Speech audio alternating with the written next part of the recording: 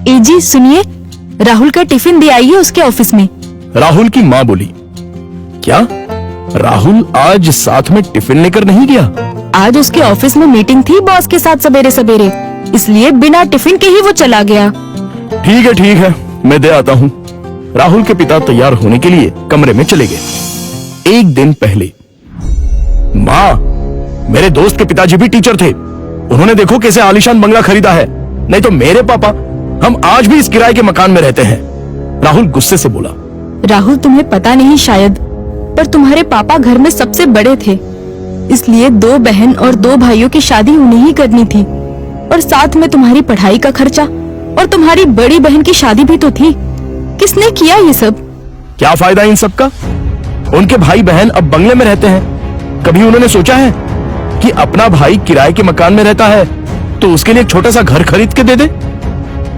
ये सुनकर माँ की आंखों में आंसू आ गए। उन्हें समझ नहीं आ रहा था कि जन्म दिया बेटा अपने बाप के बारे में ऐसी बातें कर रहा है। फिर माँ बोली, तुम्हारे पिता ने अपना कर्तव्य निभाया, अपने भाई बहनों से कभी किसी चीज की उम्मीद नहीं की। राहुल पागलों जैसा बोल रहा था। अच्छा वो ठीक है, पर पिताजी लड़कों की ट्यूशन लेते थे। उनसे अगर फीस लेते तो आज पिताजी पैसों की गद्दी पर सोते। आजकल के क्लास वाले देखो कैसे इंपोर्टेड गाड़ियों में घूमते हैं। लेकिन तुम्हारे पिता के कुछ उसूल थे, ज्ञान बांटने के, पैसे नहीं लेने के, इसलिए तो उन्हें ढेर सारे पुरस्कार भी मिले। पता भी है तुम्हें? ये सुनते ही राहुल जोर से चिल्लाया, क्या फायदा इन पुरस्कारों का? क्या उनसे हमारा मकान बनेगा? पड़े हैं धूल खाते उस कबाड़ खाने में, कोई नहीं पूछता है उनको। तभी दरवाजे की बेल बजती है। पिताजी ने अपनी बातें तो सुन नहीं ली ना। इस डर से राहुल का चेहरा उतर गया, लेकिन पिताजी किसी से बात किए बिना ही अपने कमरे में चले गए। ये था कल का झगड़ा, और आज मोहनलाल ने साइकिल को टिफिन लगाया और कड़ी धूप में राहुल के ऑफिस पहुंच गए। कड़ी धूप होने के कारण वो थक गए थे। ऑफिस पहुंचने पर उनको सिक्योरिटी गार्ड ने रोका। राहुल सर को टिफिन देना था, क्या मैं अंदर जा सकता हूं? मोहनलाल ने पूछा। अभी नहीं दे सकते, वो बॉस के साथ मीटिंग में है। जब मीटिंग खत्म होगी तब दे देना। चलो यहां से हटो, बॉस तुम्हें देखना नहीं चाहिए। अगर बॉस को दिख गए तो मेरी हालत खराब हो जाएगी। चलो जाओ उधर, गार्ड बोला। मोहनलाल कुछ ही दूरी पर धूप में खड़े रहे। मीटिंग 1 घंटे से ऊपर तक चली। उनके पैर में दर्द होने लगा। तभी ऑफिस के केबिन का दरवाजा खुलने की आवाज आई। बॉस के पीछे पीछे राहुल भी आया। धूप में खड़े हुए पिताजी को देखकर वो मचलाया। चलते चलते बॉस की नजर मोहनलाल पर पड़ गई। गाड़ी में बैठने की बजाय वो वहीं खड़े रहे। वो सामने धूप में कौन खड़ा है? उन्होंने गार्ड से पूछा। अपने राहुल साहब के पिता हैं, टिफिन देने आए थे। गार्ड डरते हुए बोला। बुलाओ उन्हें। राहुल घबरा गया, उसके पसीने छूट गए। उसे अपने पिता पर बहुत गुस्सा आया। गार्ड के बुलावे पर मोहनलाल अंदर आए। बॉस उनके पास गए और बोले, आप मोहनलाल सर हैं ना? सरकारी स्कूल में आप ही टीचर थे ना? हाँ, पर आप कैसे पहचानते हैं मुझे? कुछ समझने से पहले ही बॉस ने मोहनलाल के पैर छुए। राहुल और सब लोग ये देखकर हक्का बक्का रह गए। सर, मैं विजय, आपका स्टूडेंट था। आप मुझे पढ़ाने के लिए घर आते थे। हाँ, याद आया। बाप रे, तुम तो बहुत ही बड़े हो गए हो। विजय मुस्कुराया और बोला, सर आप यहाँ धूप में क्या कर रहे हैं? चलिए अंदर बैठते हैं, बहुत सारी बातें करनी है आपसे। सिक्योरिटी, तुमने इन्हें अंदर क्यों नहीं बिठाया? सिक्योरिटी ने शर्म के मारे गर्दन नीचे कर दी और बोला, सॉरी सर, गलती हो गई। इस पर मोहनलाल बोले, इसमें इसकी कोई गलती नहीं है, आपको डिस्टर्ब ना हो इसलिए मैं ही बाहर खड़ा हुआ था। ओके। विजय ने मोहनलाल का हाथ थामा और उनको अपने कैबिन ले गया। बैठिए सर, अपने कुर्सी की तरफ उंगली करते हुए विजय बोला। नहीं, ये कुर्सी तो तुम्हारी है।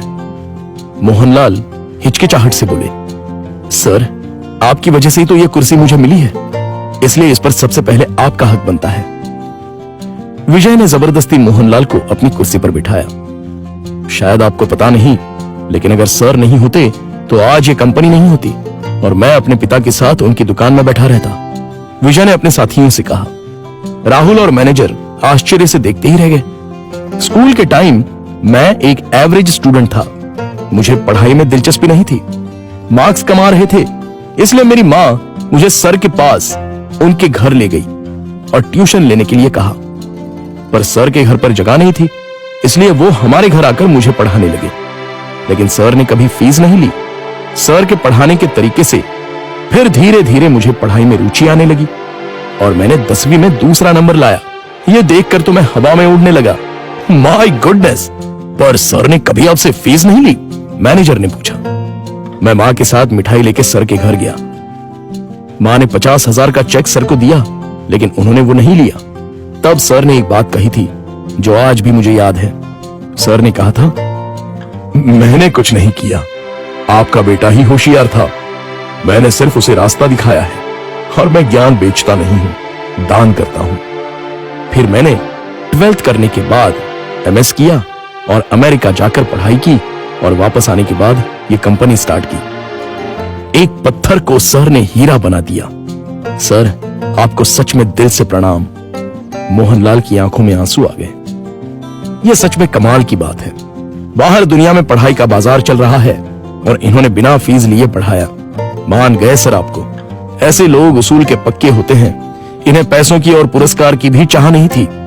इन्हें तो बस अपने स्टूडेंट का भला हो, यही दिन रात सोचते थे। सही कहा सर आपने। ऐसे लोग तो दुनिया में बहुत ही कम होते हैं। सर, क्या आज आप उसी किराए के मकान में रह रहे हो? मोहनलाल की जगह राहुल ने ही जवाब दिया। हाँ सर, उसी किराए के मकान में रहते हैं। आज मैं अपने सर को गुरु दक्षिणा दूंगा। इस शहर में मेरे कुछ फ्लैट्स हैं, उसमें से एक फ्लैट मैं आपके नाम कर रहा हूं। विजय ने कहा। क्या? मोहनलाल और राहुल एक ही साथ बोले। इतनी बड़ी गुरु दक्षिणा मुझे नहीं चाहिए। मोहनलाल बोले, सर प्लीज ना मत कहिए। काम के चक्कर में मैं अपनी गुरु दक्षिणा देना भूल गया था। बहुत बहुत शुक्रिया सर। शुक्रिया मुझे नहीं, अपने पिता को कहो और मुझसे एक वादा करो कि तुम अपने पिता के अंतिम सांस तक उनके साथ रहोगे। हाँ सर, मैं वादा करता हूं। राहुल इमोशनल हो गया और उसकी आंखों से आंसू आ गए। तो दोस्तों, आपसे गुजारिश है कि कभी भी अपने पिता से यह मत पूछिए कि उन्होंने आपके लिए क्या किया और क्या कमाया है। जो कुछ कमाना है वो अपने दम पे कमाओ। उन्होंने हमें जो पढ़ाई और संस्कार दिए हैं वही आपको कमाने में मदद करेंगे। धन्यवाद।